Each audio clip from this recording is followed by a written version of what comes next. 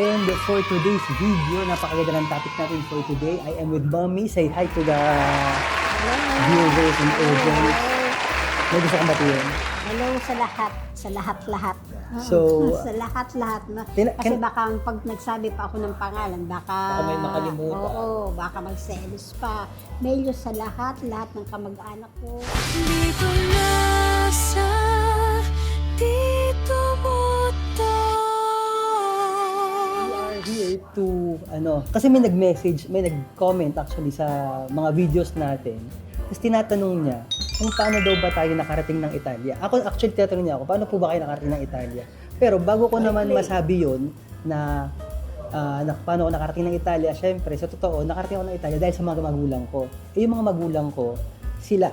Kasi ang tatay ko ay nasa hospital ngayon, and sa mga nagtatanong po, kamusta ng tatay ko, ay ito Medyo okay naman.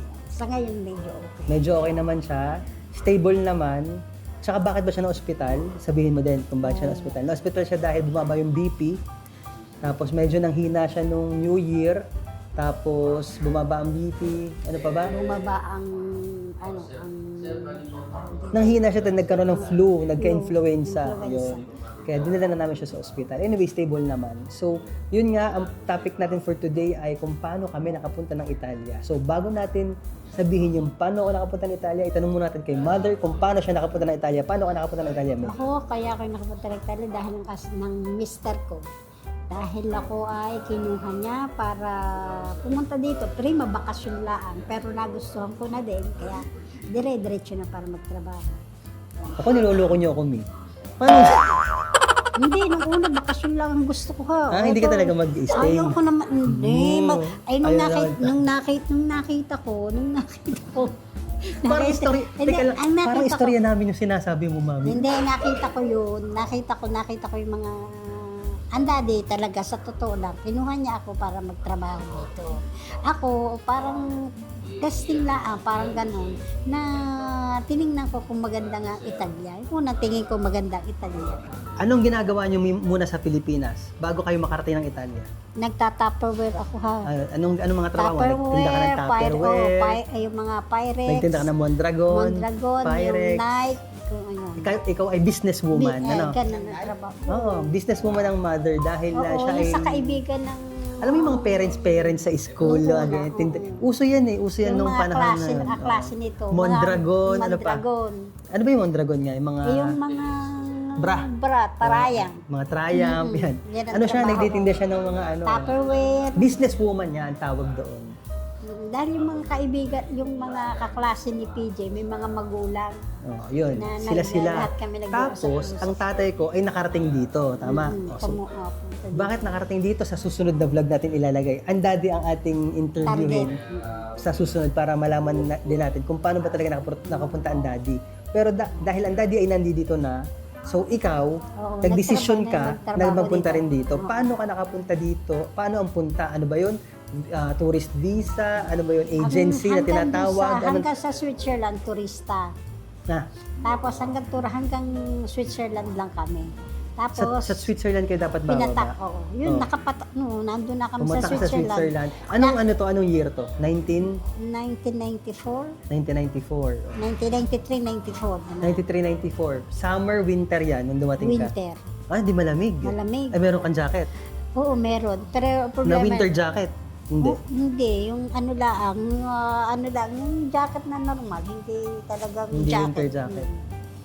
Hindi jacket na makapal. Gamali. Kumbaga primavera kung tutusin. Primavera. Ang ginawa ko, nung ako yung nasa Switzerland na, hindi kami nakakuha ng visa. Ang ginawa sa amin, may agency na dadalhin yung kotse. Supposedly, galing sa Switzerland, saan ka pupunta? May nag-pick up para pumunta ng Italia. So, ang tawag sa alis nyo, agency nung araw? Agency. Yun ang tawag agency, kumbaga, walang kasiguraduhan na ikaw ay magtatrabaho. Nakakarating o makakapagtrabaho. Kaya turista lang ang lang. Pero turista ka sa Switzerland. Sa Switzerland. Ayun, sa Switzerland, para makapunta ka from Switzerland to Milano, paano dapat? May kumuha sa amin, kinuha kami ng sasakyan ng mga pulis yun karabinieri. yung parang taxi Oh. na dinala kami sa Italia. Oh. Hindi Nakarating pa- kayo ng Italia? Oo, Oh. nakarating ng Italia. Pero yung amin, binigyan na pa rin namin ng magkano yun? 1,000 euro yata yun. Papunta, Para makalusot. oo, para lang makapasok dahil wala kami visa ng Italia. So, Yun. tapos nakarating kayo ng Italia subito? Awa ng Diyos, oh, ng gabi din. Galing Switzerland? Madali lang naman. Akala ko malapit lang. nakapag-Casablanca ka pa. Hindi, nag-ikot muna nga kami. Nag-tour muna. Nag-ikot muna kami bago kami pumunta ng... So tourist talaga siya. Oo, nag-tour muna kami. Bago ultima, nagpunta kami ng Switzerland. Gets ko na. Tapos yung huli, Switzerland. Tapos from Switzerland, meron kayong Nag-tour tinipan na mga tao para makapalusot kayo makapunta ng ng Italia. Milano. Gets ko na. Ngayon, nung panahon yun, 1994, magkano ang alis? Noong aking 70 lang. At sinong nagpaalis? Nakalimutan ko na kung Saan sino. lugar? Maynila? Sa Maynila. Ah, Si Bernal. Bernal ang, Si yung Bernal. mga, alam mo yung mga matatagal na dito sa Italia, alam nila yan eh. Silang mga nakakaalam kung sino-sino nagpaalis sa kanila. Si Nung panahon Bernal. yun, kasi medyo mahigpit, ano? Oo. Magkano- Nakulong na nga si Bernal. Anak ko. Pagdating namin dito na huli So, na. after that, nakulong na siya, si Bernal. Oo, nakasuhan na Grabe. agad. Oo. Si Bernal. Teka lang, so, magkano nung panahon nung 1994, magkano yung Ako, ano? sa 70 ako eh. 70,000? Oo. Aba, mura pa, ano? Pero malaki na yung malaking kwarta yun, 70,000. ha. 1994 and 70,000, malaking pera na. 70, oo, 1990, Talaga ba? 1994 eh. Malaki yung 70,000. Hmm. Ngayon, 500,000 di ka pa makarating. Dito. Ay, ngayon, 1,000,000 ata eh. Oo nga, kaya Diba? nga, O more 500,000 than di ka 1 pa. million. Hindi Sa ka pa ngayon, na maka- kung wala kang, Wala kang yung pera. tinatawag nila na agency yung Oo. Kung wala kang agency, magdedirect ka naman sa Italian Embassy. Ewan ko lang kung na-accept nila. So bakit ka agad. nag-decide na mag-ano? Siyempre, nandito ang asawa mo. Alam nga, hindi ka mag-decide maganda na nung una maganda talaga ang kita ng Italia. Maganda talaga ang nung lira pa. Ang lira pa. Ah. Ang ganda talaga kaya nagustuhan ko dito. Dahil nakikita ko yung mga kasamahan ko sa apartment, ang lalaking kumita ng ay nahili ako. Sabi ko, nagtatrabaho din ako. Pero nung una, ayaw mo. Ayaw ko dahil nahihiya Tsaka ako. bata ka pa, maganda ka pa. Maganda Pakita natin pa. na picture ng nanay ko dito nung kabataan niya. Kasi nga, yung mga... Maganda ka pa rin naman hanggang ngayon. Wala lang siyang makeup. Sabi niya, sabi Di kasi nung nagli-lipstick nung ako dumating dito, sabi ng mga Pilipino, hindi daw ako ang asawa ng asawa ko. Baka daw ako laang ng Bakit? asawa ko, sabi niya. Pogi din naman ang tatay ko ng Oo, bata. pero napakataba, Ah. napakalaki. Ay, ang hitsura ko daw dalaga. Hmm. Ang hitsura ko daw dalaga. Akala nila, pamangkin lang ako. Sabi nila, ay, pamangkin mo yan, sabi ng mga Pilipino. Kahit So, yung yun. mga Italiano, pamangkin daw ako. Sabi ko, hindi, asawa ko yan. Dahil ang daddy mataba, sobrang taba. So yun, nag-stay na kayo dito, Mm-mm. sa madalit salita. Mm-mm. Tapos, ito naman yung kwento ko, yung side ko. Kami magkapatid, kung paano kami nakarating dito sa Italia. Nakarating kami dahil nandito na nga sila, nagtatrabaho na sila dito ng napakatagal ng panahon. Siguro after, dumating kami dito is 2003. Dumating kayo ay? 94. 93, 93, 93 to, after 93, ano sunod? 2003? Tama ba? 2003. So after 10 years mo kami nakuha. Nakuha. Kinuha nila kami. Ngayon, yung pagkakakuha, dalawa kasi ang paraan kung paano mo makukuha yung mga anak mo. Pwedeng recongiungimento familiare na tinatawag, o petition sa madalit salita na tinatawag, or yung invitation na nung panahong yun, ginawa nila, in-invite nila kami. Ngayon, in-invite nila kami para magkaroon ng visa. In-invite nila kami para makita yung Milano, paano. So, paano nag-invite? Nung panahon yun kasi, makakapag-invite ka kapag ikaw ay May documents ng ang trabaho mo ay full load, yung tinatawag. full-time. Full time. Pag naka-full-time ka, Kahit pwede ka dalawa kami, mag-invite. oo, invite. Nang wala kang bahay nung unang panahon, kahit wala kang... Walang bahay. Wala pang bahay. Pero ang alam ko ngayon kasi kailangan may bahay na ata, no? Importante naka-insurance kayo. Yun ang pinaka-importante dati, insured. Nang magkano ang insurance mo dati nung year 2000, 2002, 2003? Inano namin sa sweldo namin kung magkano a year. So yun, medyo pagdating sa sa pagpunta dito, kaming magkapatid, hindi kami totoo nahirapan dahil invitation nga lang kami ng magulang ko. Tapos ako ay 20 years old that time, 1920, tapos ang kapatid ko ay 15, 16, so siya, Ano ganyan? minor yun. Minor pa, minor yan eh. Minor pa yung kapatid ko.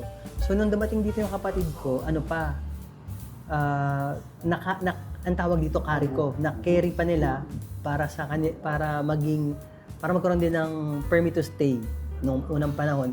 Pero ako yung nagkaroon ng problema kasi 20 years old, hindi na pwedeng i-carry ng mga magulang kapag ikaw ay hindi ka na minor. Pag majorene ka na, pag nasa hustong gulang ka na. At that time, 20 na ako, so wala na ako talagang chance na magkaroon ng permit to stay. So ang ginawa ko is, like everybody else na nandito, ang tawag nila ay TNT. Nag-TNT din ako ng 5 taon bago ako nagkaroon ng permit to stay.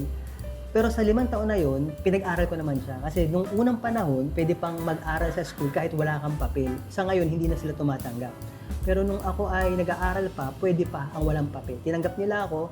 Tapos, after 5 years, nagkaroon naman ng tinatawag na Decreto Flusy para magkaroon ng papel. Ako yung one of the people na nag-Decreto Flusy. Umuwi ako ng Pilipinas, doon ko inayos ang papers ko, tapos bumalik ulit ako dito at nagkaroon na po ako ng paper para makapagtrabaho. Kasi nung una pong panahon, pumapasok po ako sa school pero hindi po ako pwede magtrabaho dahil wala po akong permit to stay. So ngayon naman po, after ko magkaroon ng permit to stay, doon na po ako nag-start magkaroon ng trabaho.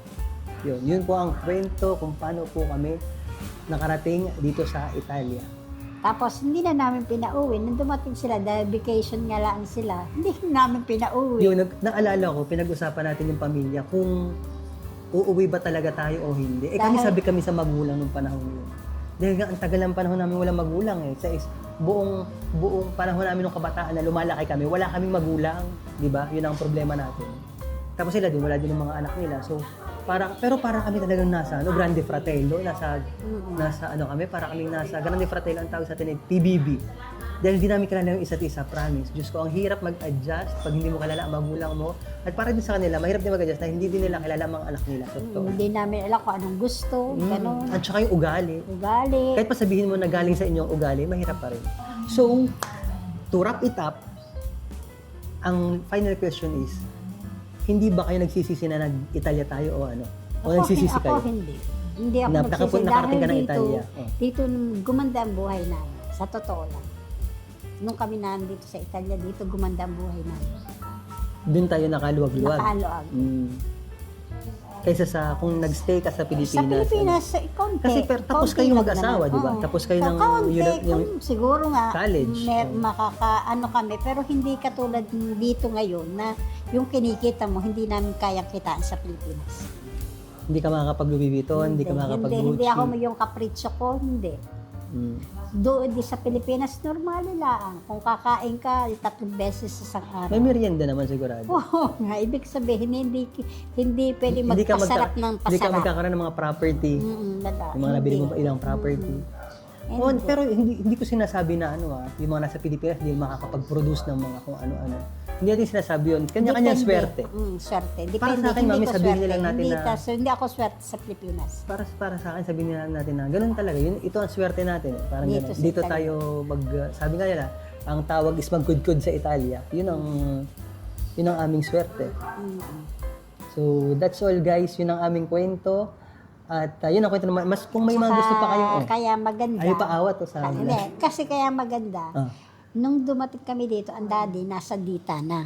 Okay. Tapos, may kaibigan siyang Italiano. Ipinasok niya ako sa sa Dita. Normal na employee sila. Kaya nga sabi ni Helen niya, si Abakan, napakaswerte namin dahil maaga kami maganda ang trabaho dito sa Italia.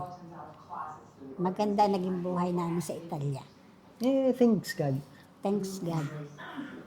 So guys, yun nga ang aming kwento.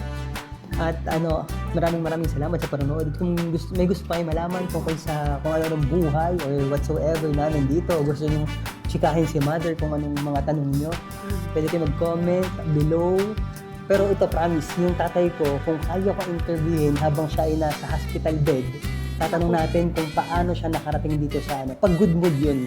Kasi chichismis rin yun, machismis din yung tatay ko. Yun, mas maboka yun. Chichismis yun kung kapag nasa mood yun, tatanong natin kung paano siya nakarating ng Italia. That's all guys. Thank you very much for supporting my vlogs. Always click like and subscribe. Maraming salamat. Ciao. Until the next vlog.